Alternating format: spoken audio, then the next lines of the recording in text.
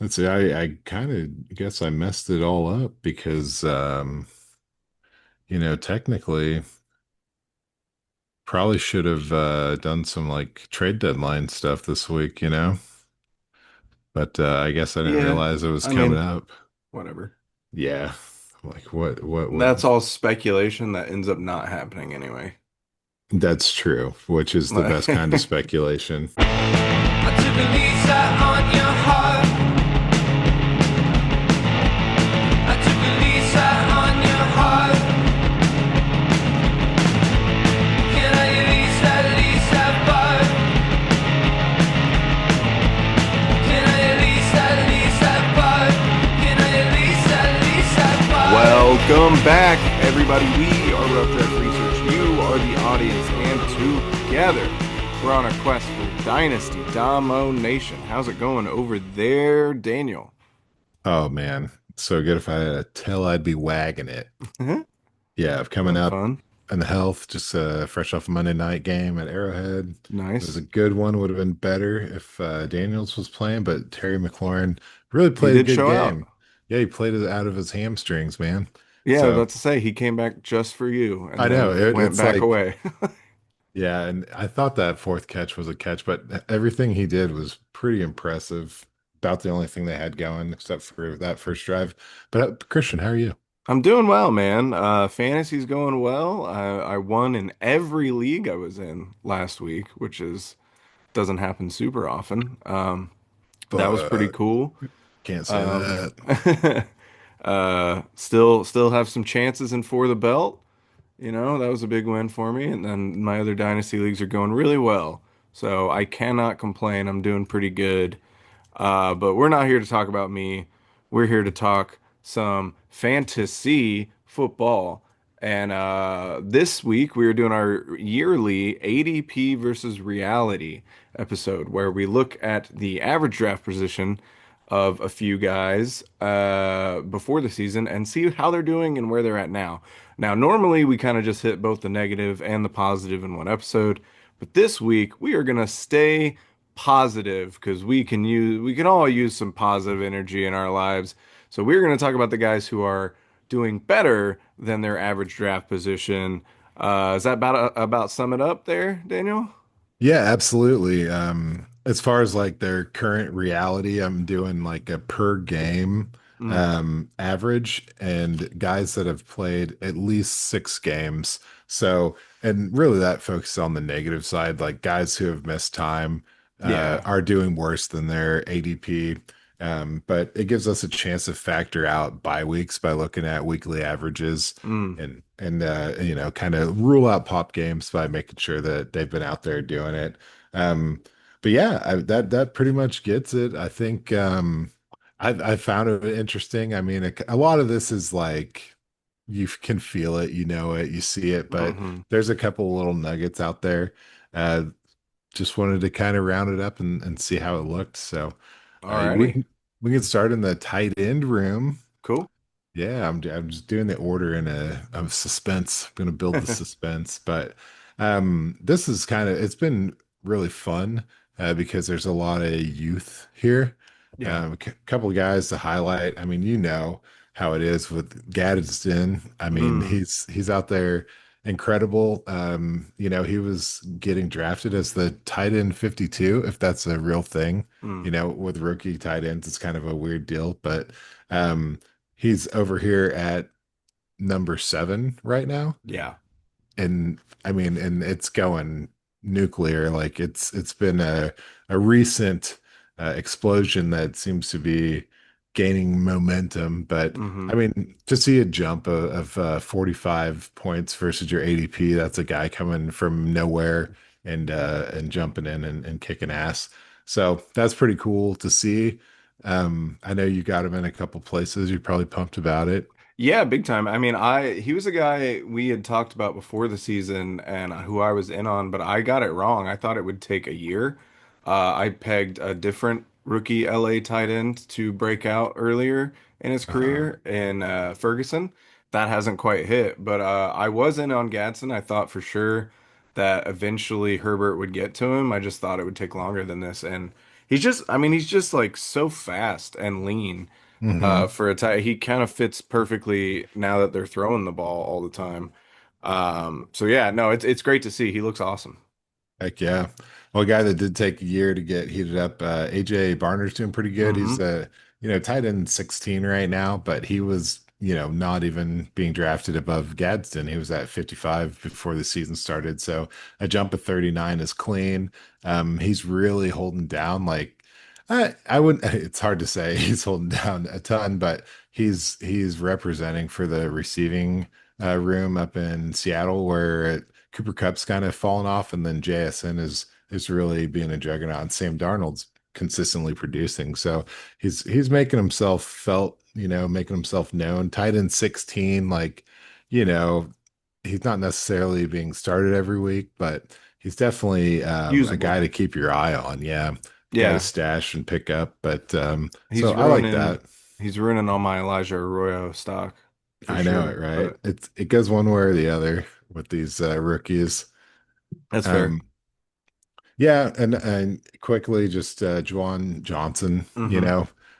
he was a guy that's had some pop, but then had some injuries, was at 37 on the ADP for tight ends, and he's up at 14. So Hmm. again, these guys are doing like 9 points a game. So it's nice to get production out of your tight ends. And he's obviously holding down a pretty solid role for the Saints, but like it's the Saints, so it's not something you can necessarily trust. Uh, Yeah. but on the other hand, Harold Fanning, you know, Yeah. this one feels like kind of silly. He jumped 20 spots, draft as a tight end 30 up at 10. Um, we knew, like, we weren't really thinking Cedric Tillman was going to be Hmm. able to hold down. And this offense in general, we were worried about, but we knew that he was an active receiver as a tight end. He wasn't going to necessarily be competing directly with Njoku, and Hmm. he definitely hasn't been. He's a tight end 10. He's kind of rolling, and Dylan Gabriel isn't necessarily throwing the ball downfield that far, so he's kind of right in the target zone to keep this production rolling. Yeah, the fact that he's doing this without Njoku being hurt is crazy. Because you look at a guy like Jake Tongs or whatever, and it's shocking that he's way up here. Well, yeah, no shit. It's George Kittle got hurt. Like it's it's Right. a lot different than Harold Fannin going out there crushing it while Njoku's on the field. That's one of my bigger regrets this draft season is a guy like Fannin we loved coming out of Bowling Green, and I got spooked by the Browns of it all and thought like, oh, maybe he'd be on the waiver wire and I could check and see and check in on him later. And he wasn't outside of redraft league. So everybody was smart and went out and got this guy, and they are reaping those rewards for sure. Yeah, I think the thing with tight end is like you always think they're gonna fall to you, but like people just take shots, right? Yeah. I think through these last couple episodes, I'm just like any league I have with a taxi squad, I'm just going to park a rookie tight end. And if I get the wrong one, then I'll cut him the next year when I need to Yeah. get draft spots. But that's a position that's worth it.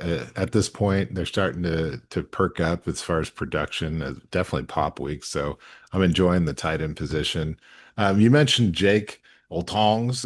I'm skipping anyone that we kind of covered last week with Next Man Up. So there's Yeah. a lot of guys that are out doing their ADP, and it's not necessarily they're playing, it's their opportunity. Most of these other guys are just out playing the projections in Mm. general. Um, and Theo Johnson, it's not like nuclear, but he's the tight Yeah. end 19. When I think no one expected much out of the tight end room in New York, so that's pretty good. Starting out at 38, a little jump of 19. But some of the sexier names, man, because you got to get like guys that are, you know, um, in the, actually producing well. I like Hunter Henry, right? Mm. He's the tight end 12 when he was drafted at 19. So it's only a jump of 7, but he is kind of working really well with Drake May, and it Yeah. feels like a build, something that's building there. Their whole offense is really kind of settling in right now. And he's a definite part of it. He's got like Zach Ertz light vibes when you watch what they're doing with him. So I like that in New England. And then, I mean, the rookies sensations, man. Mhm. It's only a 5 spot jump, but Tyler Warren's over here, predicted at the tight end 10 as ADP, and he's at the tight end 5. And I mean, this it's cool. It's like we knew this was Yeah. coming, but it's good to see it. It's always great to put some numbers to it. It's always great when we're right as well. Yeah. Talking about Tyler Warren over Colston Loveland, Oh that feels shit. Yeah. really good right now. We won But that. yeah, I mean, they've just made him outside of Jonathan Taylor, he's what makes that offense go. So I mean, the Colts are just going off right now, so it's hard to really peg down a guy. But Tyler Warren looks amazing. Yeah, Yeah, if you got him, you're smiling because he another was guy, cheaper. He should have been. another guy I didn't get anywhere except our chopped leagues, gauntlet Yeah, leagues. So which I'll take. love those But gauntlets, dude. You got any other tight ends? I mean, there's a couple guys I'm kind of brushing past here. yeah, I mean, I'll throw out some honorable mentions, guys we all know about. Jake Ferguson drafted at the tight end 15, and he's the tight end 3 right now. Did not have a good week last week with 0 points, but still looking awesome. And then my boy Tucker Kraft, Mhm. one of my worst takes a few years ago about Luke Musgrave that ended up being terrible, and you hit the nail on the head. But I'll Tight end take it. whisperer. Drafted as the tight end 11, and he's the tight end 1 right now in terms of points per game. So. Yeah, that I mean those two guys, there's not a lot more. I mean, like Trey McBride is killing it where he was drafted basically. And Yeah, that's Kelsey, you know. yeah. Kelsey's right where he was drafted too. I Hmm. mean, Dallas Goedert is finally activated Yeah. in a Yeah, role he Dallas should be. Goedert. He's Hmm. only missed one game through half the season. That's got to be a record for him. Yeah, right. But I do think we'll get through the negative guys in the coming weeks as time allows. But for this one, I had a lot of fun just kind of focusing Hmm. and trying to keep the pace up with the positivity. So, I'm with you. all right, well, let's roll into wide receivers, Okay. And in this one, cherry picking names again, skipping the next man up, guys. Uh, and then so I'm starting with Trey Tucker because he was drafted at the wide receiver 118 and he's Woo. currently at 22. But, Came off but mostly 1 week. yeah, it was half of his fantasy points came from 1 week. So, good job. But this isn't the true reality. So, Hmm. but a 96 spot jump is something that caught my Yeah, attention. gotta comment it. Absolutely. But one that is real, feels real to me, is Keishon Butte Mm. smacking that butt. He was going off at wide receiver 89 and now he's at 30. He's getting touchdowns and that's really helping him out. But I think that he serves a pivotal role. And Stephon Diggs is kind of opening up defenses in a way that give him a golden opportunity to Hmm. kind of slide in and get that sneak peek in the end zone. And I'm loving it. I'm enjoying it. It really shades well to me, comparing him to Troy Franklin, Hmm. where you got Sutton, taking the eyes off the defense, and you got a quarterback in Bo Nix, similar to Drake May. They're doing a lot of processing, doing a lot of second reads, and finding the guy, giving him time to get a deep look. But he's pretty much mirroring, was at the wide receiver 83 and now is at 31. So a jump of 52. Same in that Keishon Butte range. But, those three guys tickle your fancy. You like any of these big name guys? I mean, yeah, the Butte of it all. I like some Butte. He, yeah, I mean, I think like you said, Diggs and Hunter Henry, I think help him out a Yeah. lot, kind of opening it up for him. But Drake May, who spoilers, I think we'll talk about later. He has just been delivering the ball with poise and accuracy, and Butte's just been on the winning side of it a lot. I'm interested to see if it keeps going, but he does seem like a viable option there, which I know we were all excited about Kyle Williams, who, where the hell did he go? Yeah. Give him a minute, huh? So Yeah. I mean, it took Keishon. He's a long way from that true, LSU. true. So, um, man, yeah, that's fun. Yeah, big names at the top. I mean, you got Xavier Hutchinson and Kendrick Bourne. I don't really think they're staying power as much as some of these other guys, so Hmm. I'm kind of just brushing them aside. But I do want to call out a guy who was counted out in a big way by a lot of people. Michael Pittman, was he's done it. He's been there. Mhm. He's rocked it, and he was getting slept on pretty hard with wide receiver 47 as his Yeah. ADP, and he's at number nine, a jump at 38, and that's a big jump to get in the top 10. So you got to put some respect on that, and it's a whole team thing. I mean, we know he's capable of doing it, but we haven't seen in the past few years that that team was capable of sustaining it. And Hmm.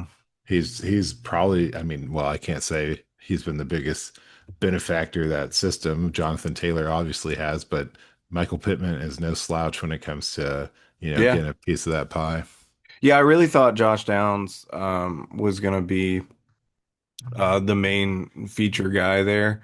I just didn't expect this from Daniel Jones, first of all. So yeah, I mean, I traded him way too early. I could really use him actually in the Fresh Duds League, Hey, and I sent him over to your boy. So, yo, yo. um, yeah, you held out that faith, and I mean, you deserve it. You deserve all the praise. Like he is absolutely killing it. Just consistent is the thing. Like not gonna earth shatter anything, but he's always there when Jones needs him to be, seemingly. Hell yeah, man.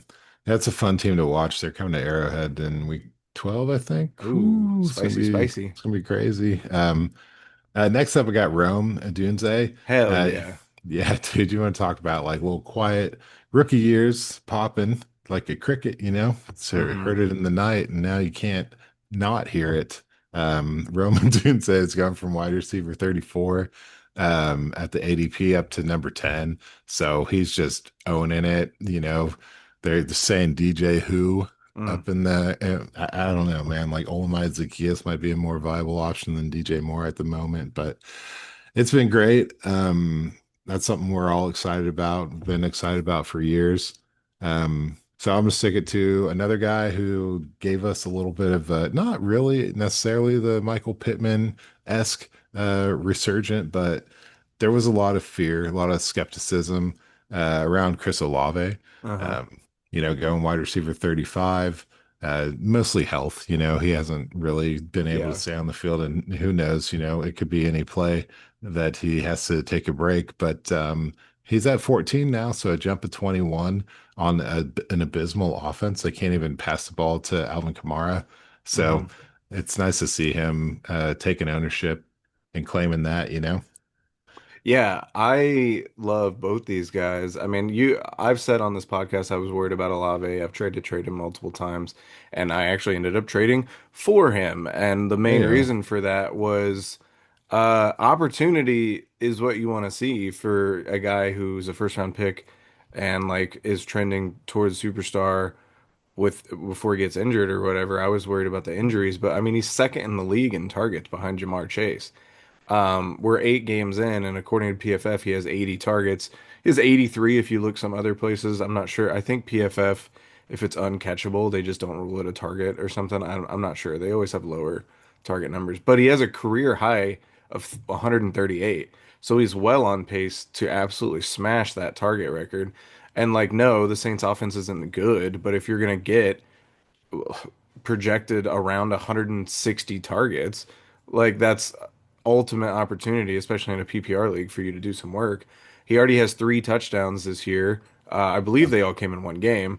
Um, but if not, he at least got two in one game. But his career high is 5. So he's also already on pace to break that. So it's looking good for Olave. And then Rome, that this is the Rome I wanted to see. Like I loved Rome. I'm glad I got him in at least one league. And sitting through that rookie season was tough. It reminded me a lot of JSN though. I said that all off season. Like Sure. JSN was a guy that didn't have that great of a rookie year. He was on a loaded offense with a bunch of different guys and he kind of just fell to the back.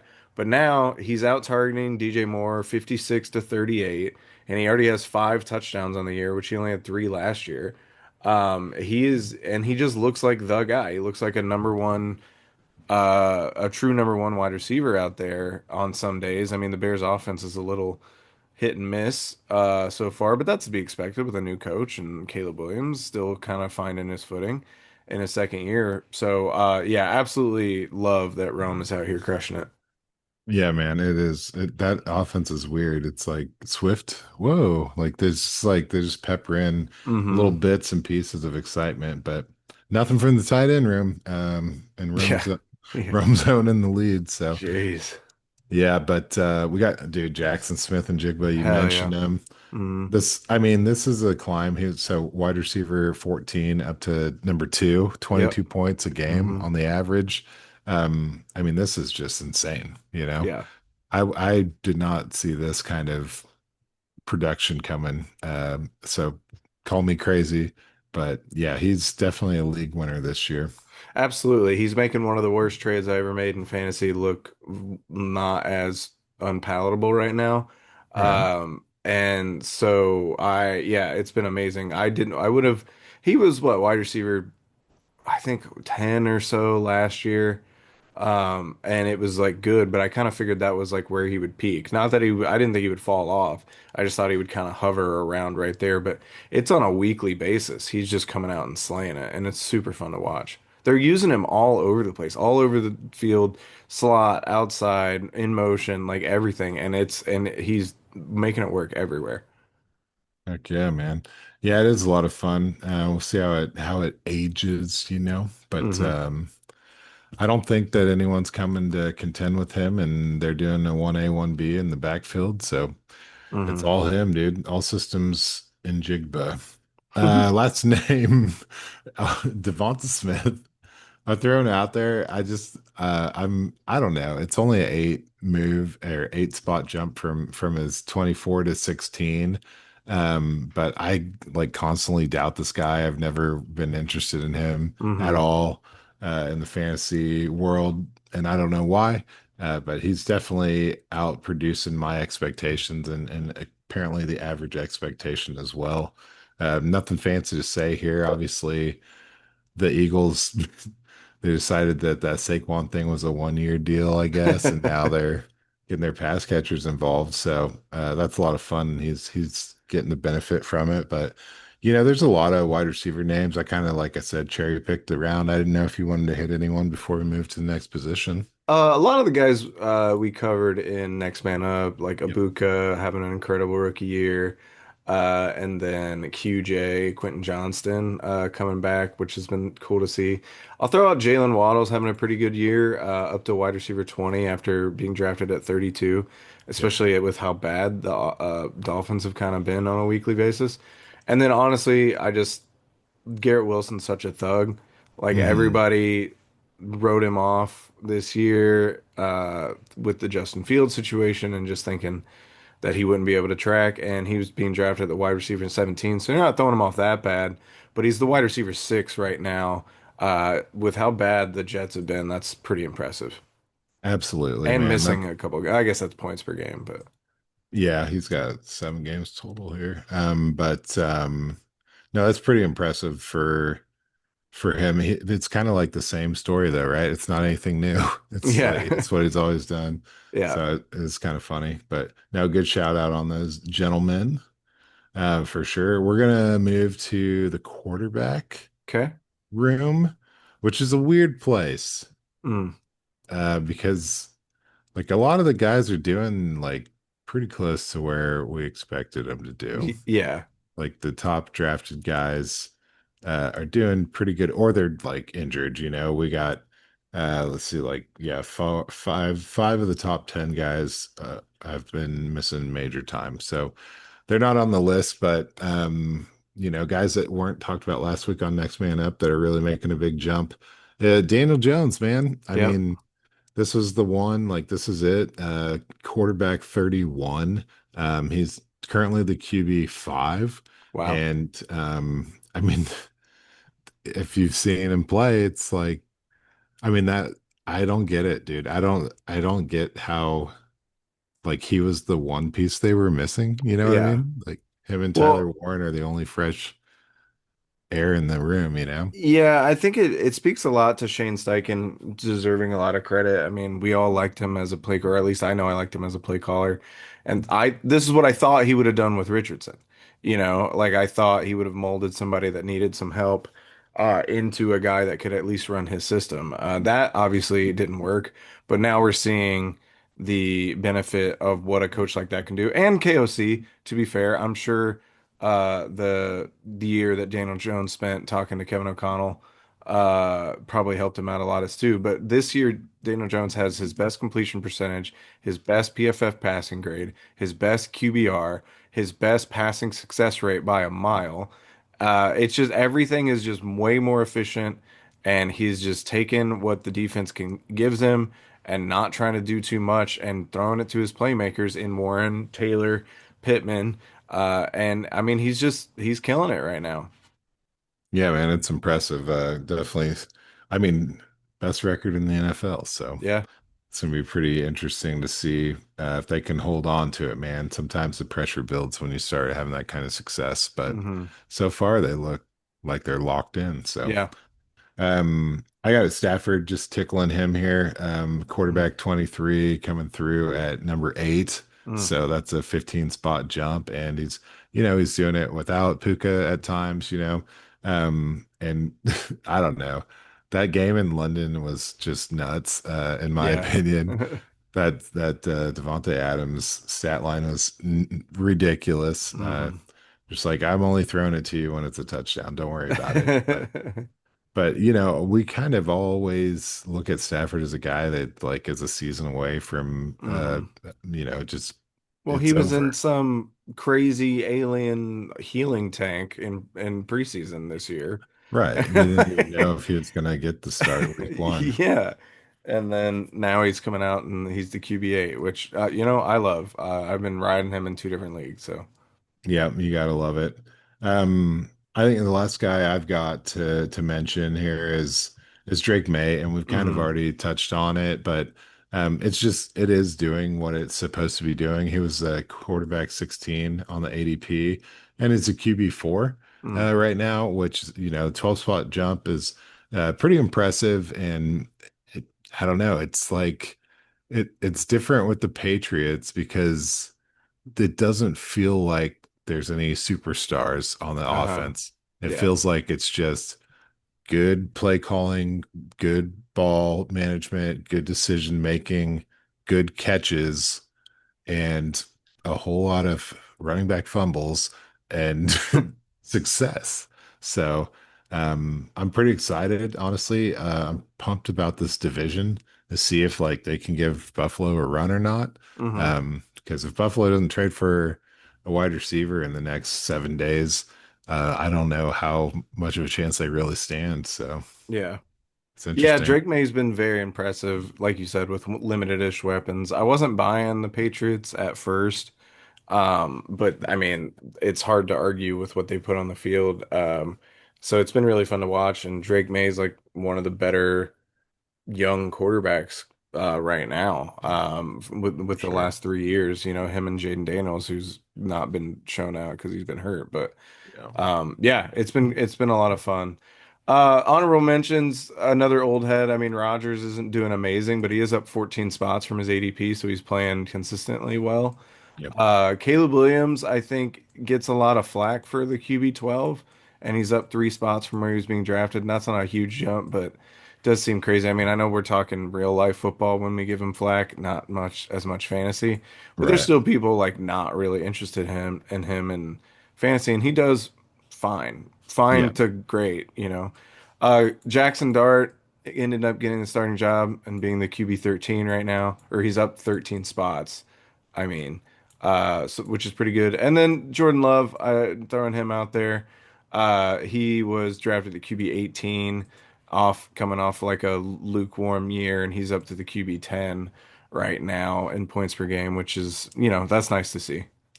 Heck yeah, I'll give it to him. I did not mention Sam Darnold because even though he's doing well at playing football, he's only the quarterback 18. Hmm. You get no shout outs for that, pal. Yeah, You QB got a 2. long way to go. Long way to go. So, all right, man. Well, this is it. We're in the final lap here. We got the running backs, and Yeah. it's cool. A lot of these guys, I mean, um, some conversations last week on Next Man Up, but going to jump straight into Javonte Williams, a Hmm. name that everybody knows, they remember now.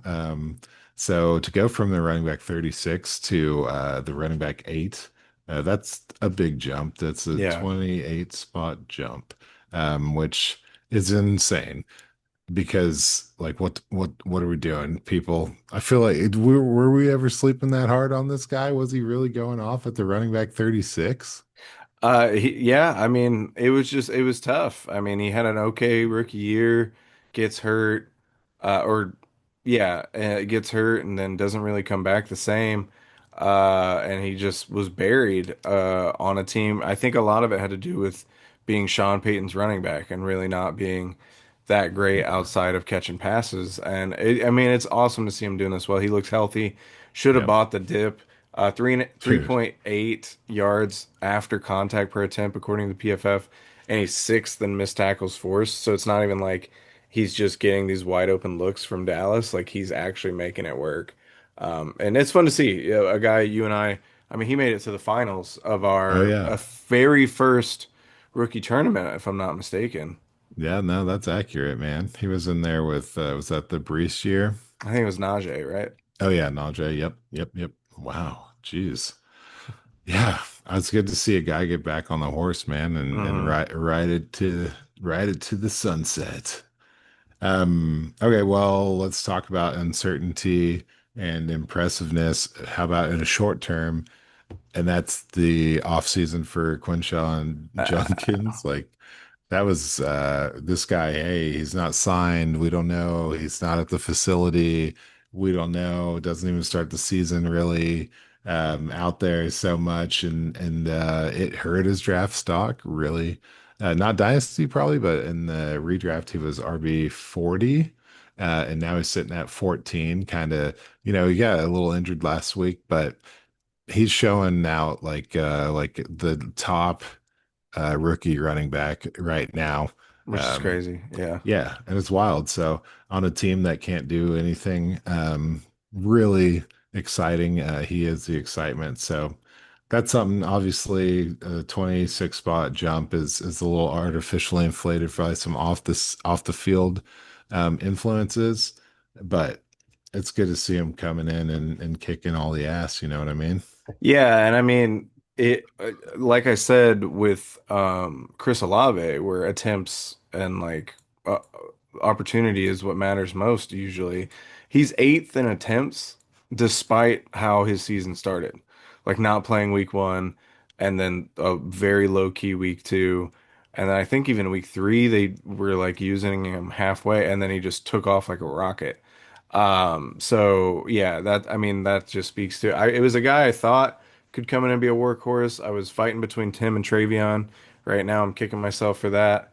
Yeah. But I still believe in Travion, so whatever. That doesn't matter. But for this exact reason is that I thought he could come in and be a workhorse on a not great offense. But again, if he's getting the ball a lot, eventually he'll get something. Yeah, and that's kind of like their only sure thing right now. Well, in Fannin, so Hmm. it does feel like, hey, maybe a little bright future coming up. Do worse than they're doing. They need to stop, just take the Jets mode and cruise it to a quarterback in next year's draft. No big Yeah. deal. But okay, here's another kind of not really, yeah, a resurgence, I guess. J.K. Dobbins, he kind Hmm. of went the Javonte Williams route, with the Ravens and injuries and stuff, and ended up, perking up last year with the Chargers, and now he's with the Broncos, and fending off rookie RJ Harvey. There's a lot of confusion. It was kind of a later offseason addition for the Broncos. And so he went out at running back 34 and is currently at 20. And kind of keeping it going pretty hot right now. So 14 spot jump for a guy that has, it's like I don't know what you'd say, the Chris Olave of running backs, like it feels good, but it doesn't feel permanent. Hmm. But it is good to see him get back to that form he was in last year and just contributing in a big way. Yeah, no, absolutely. I lump him and I think the next guy we're going to talk about together, and I kind of class them as the rookie fever warning guys, because we all Mm, get excited about all these rookie, especially the running back position, and then guys like this that we will write them off and be like, ah, it's fine. Like our guy will show up and beat him out. Obviously Harvey did have a good game last week, but if right. you're looking at attempts, J.K. Dobbins has 120 to R.J. Harvey's 44. Yep. So No like, contest. there, it's not even close. He's got three times as many basically. And so these standard rookie or these standard vets can sometimes just shrug these rookies off, and you could throw Ramondre Stevenson into this mix as well. Not as having a good of a season as these other two guys, which is why we're not talking about him. But in Right. terms of scaring off these rookies, and they're doing a good job of it. Yeah, he was Ramondre is exactly what I thought of when you said that. And it's his own fault that he's not doing better. Hmm. Than he is outdoing his ADP, but he should be like crushing it. If he would score those two touchdowns that he's dropped at the goal line, he probably Hmm. would be closer to a contender in this conversation. That's like an extra 2 points per game. Got to Hmm. get there, Ramondre, do your business. But no, good segue. Nice easing into the Jalen Warren of Yep. it all. Yeah, dude, Caleb Johnson. I was lukewarm on him initially in the film, and then I let the hype steal my heart. But yeah, I guess I may have not to toot my own horn or whatever. I hate being right when it means a bad thing. Um, but yeah, I would not have won a Jalen Warren RB 16 bet, jumping up 13 spots from his ADP at 29. But he's the only guy getting activity there. I mean, it's kind of crazy, Hmm. Caleb Johnson, that's like they're almost wasting an active roster position on him with the Yeah, utilization. they absolutely are. And a lot of it's his own fault with the boneheaded moves he made early. But I still think eventually they're going to use. I mean, he's only 22. Yeah. Some of these other guys, like it's a little harder to watch R.J. Harvey take such a back seat when he's 24 years old. And then Cam Scatterbo was crushing it Oh my and God. at 23. And now obviously that injury is going to kind of derail him for a bit. Yep. But Jalen Warren, just real quick, he's the RB 16 with zero rushing touchdowns, Wow. which is just absurd. Yeah, that's He nuts. has one receiving touchdown as well. So, Wow. So yeah, I mean, it feels like he could easily break through. hmm. So I know we talk about buying the dip. Is this a advisory to everyone to like go get Caleb Williams if you can? Caleb Trade. Johnson, I mean, Yeah, Caleb Johnson. I Yeah. would. Somebody dropped him in our Fresh Duds League, and I thought I was going to be able to pick him up for scraps and got beat out on the bid. Especially if you have a taxi squad. I do think he will get use. I think it's just fucking uh Arthur Smith. Aaron I mean, Rodgers. and Aaron Rodgers. Yeah, it's just these old fucks that don't want to deal with any sort of rookie stumbling, and Yeah. so they've just basically redshirted him. I think he will be fine. They took him fairly high, and the way Mike Tomlin was talking about him, I think eventually they will use him. So I would buy it. I mean, it depends on what people are asking for him. But yeah, I think he's still worth a shot. But also, I'm holding on to guys like Kendre Miller. So I don't know. Mm. Who cares what I have to say? Yeah, Although that's Kendre was smart. looking pretty good this Okay. season, and then tore his ACL. But Yep, yep. No, you're right. It's you're not wrong. All right, all right. I'm gonna salvage this one. We're going to DeAndre Swift. mm, Kind of mentioned him earlier. He's got some like explosive plays going on and pretty consistent. I'm not sure on his rushing touchdowns, but it feels like he's finding the end zone pretty regularly. But he's the running back 11 after being drafted at 21. And this was a fun one where it's like, oh man, Ben Johnson doesn't like this guy, right? He shipped him out of Detroit, and what's going to yeah, happen now? And what's happening is he's doing really well. So he's doing yeah, just fine. Proud of him. good to see it. You love to see it. Let's see what we got. Four rushing touchdowns and a receiving touchdown on the year. That's not too bad. Pretty not shabby. Yeah, I mean, we all were trying to figure out who was going to be Ben Johnson's running back, if they were going to draft somebody, if it was going to be Kyle Monangai or Roshan Johnson. Turns out it was the guy that was number one on the depth chart. Who would have thunk? Every time.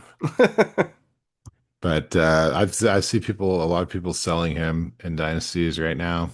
I'm willing to pay for it. I bought him in one spot. Made me happy. I'd do it again if it was available. But a guy you're not going to be able to buy anywhere Mm-mm. is James Cook. Goodness gracious. Dude, this is on me, you know. So he was the RB13 in the ADP, and then now he's going off at five. Kind of talked about, briefly mentioned that the Bills need to trade for a wide receiver, and it really is a lack of firepower on this Hmm. offense. But right now, he's got seven rushing touchdowns after doing 16 last year. And I, all off season, called that a fluke and thought there was no way it was ever going to happen Yeah. again. Looks like he's on pace to just do it again.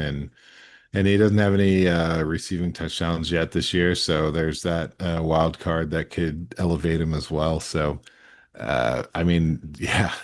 Go Cook, man. I could not have seen this coming when we were scouting him as a rookie. This is No, insane. no, not at all. I remember us being fairly lukewarm on him, and then it turns out guys that score a bunch of touchdowns, maybe you should just draft them. I know we thought the touchdown regression was coming, and it usually does, to be fair. Sure. That conversation was not unfounded, but geez, guys on good offenses that score touchdowns, maybe just grab them. Yep, absolutely. I mean, especially when the wide receiver room crumbles. Yeah, especially and that, and then also when their ADP drops as far Yep, as it did, like you might as well just take the swing. absolutely.